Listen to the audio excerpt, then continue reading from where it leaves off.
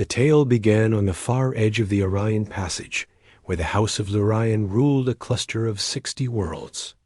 The queen of this house, known to her people as Mira, was admired for her wisdom and grace, yet she carried a shadow that followed her everywhere.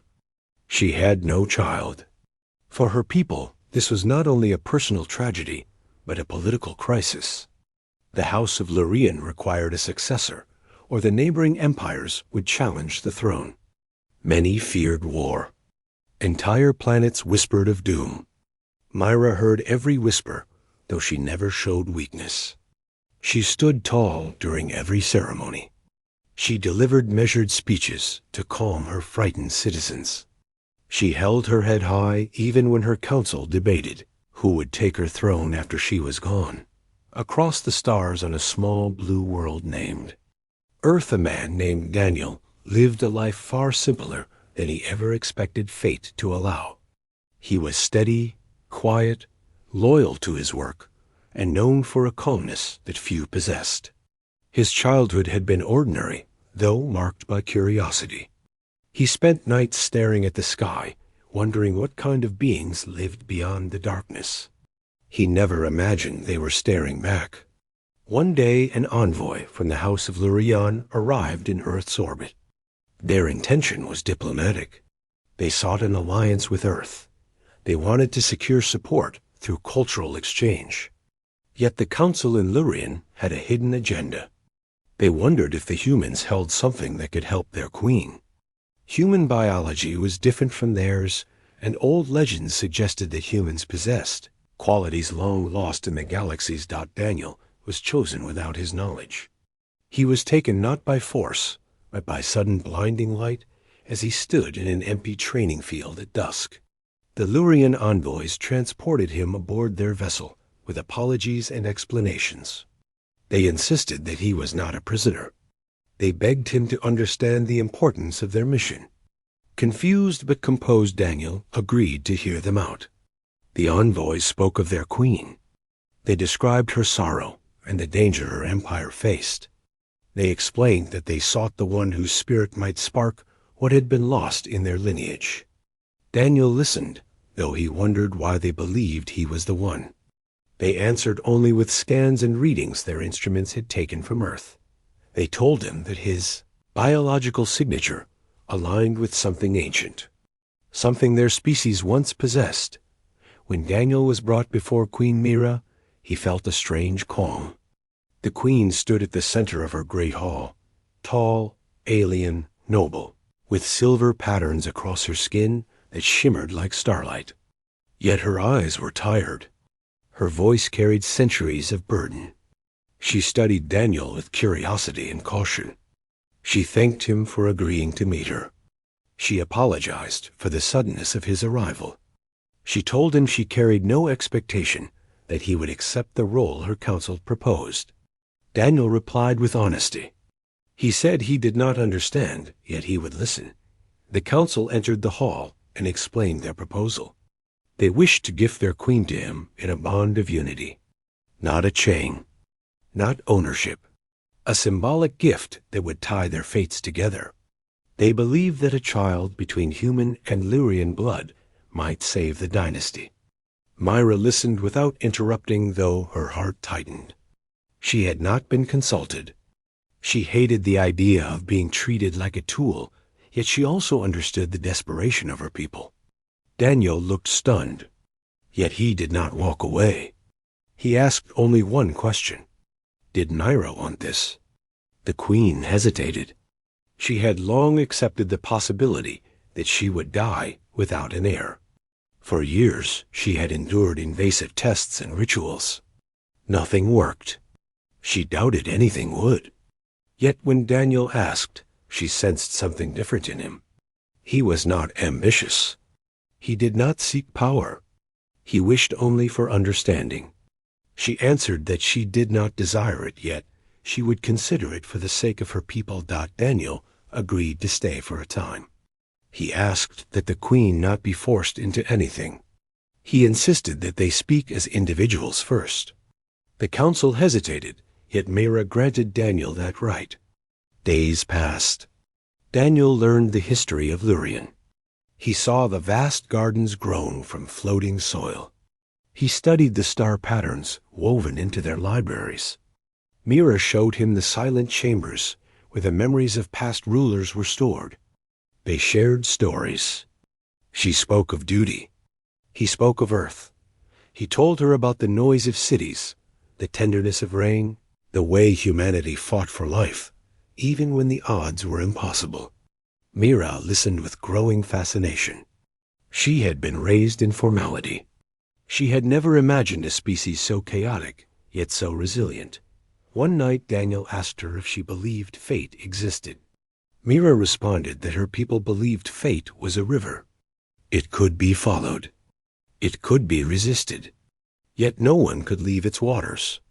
Daniel told her he believed fate was simpler, a moment that changed everything. He looked at her then.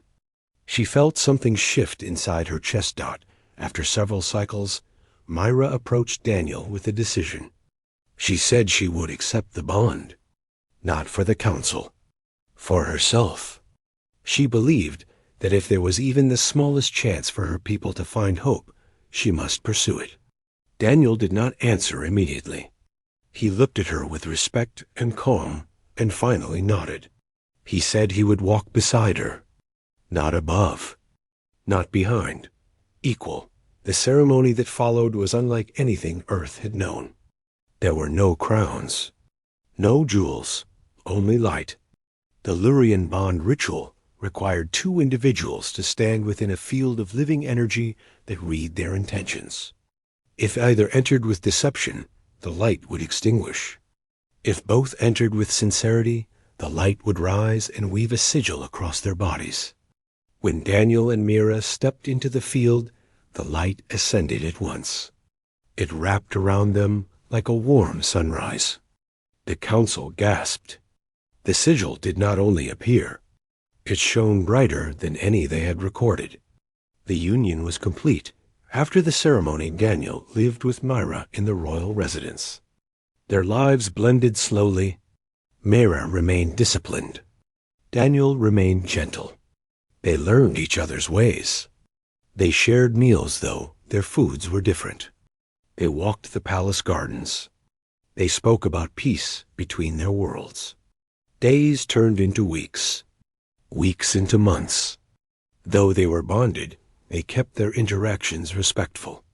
Mira did not wish to force closeness. Daniel did not rush. Yet an unspoken warmth grew between them. Then one morning everything changed.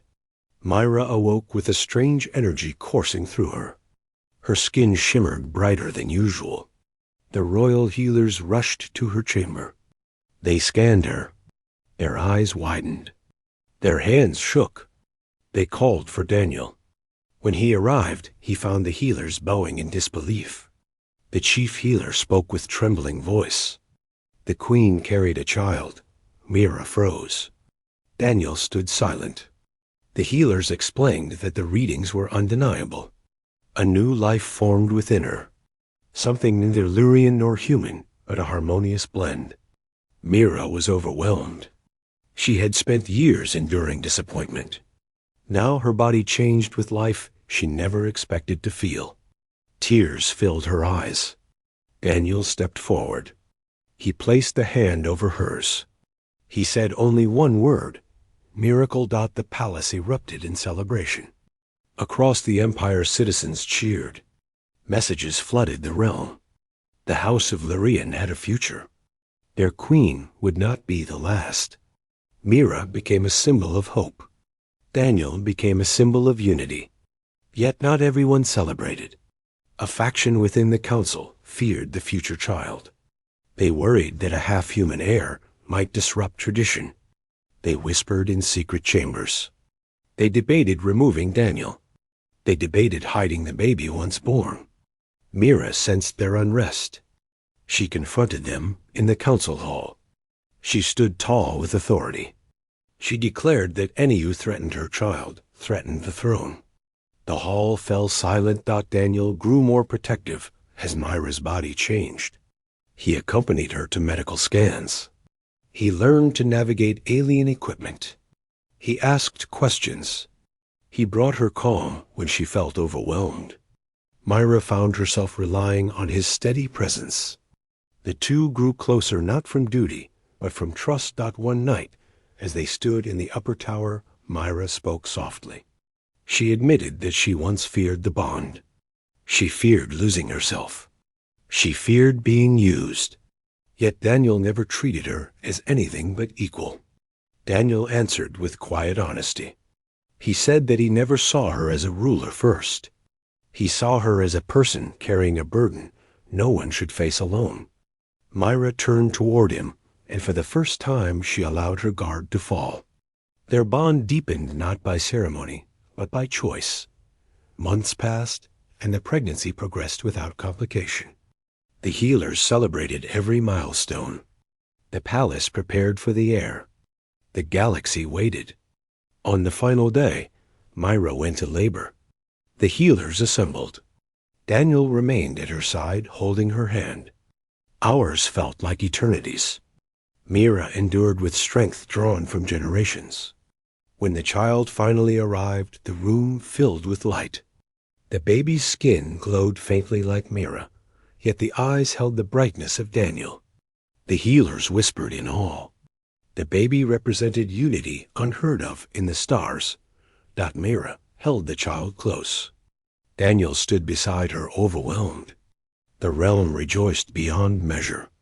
Entire fleets lit their skies with ceremonial beams. Festivals erupted across planets. The house of Lurien had its successor. Mira addressed her people from the palace balcony. She held the child as Daniel stood behind her. She spoke with clarity. She declared that the future would no longer be shaped by fear or division. She said the child represented strength found in unity and resilience. She thanked Daniel for standing with H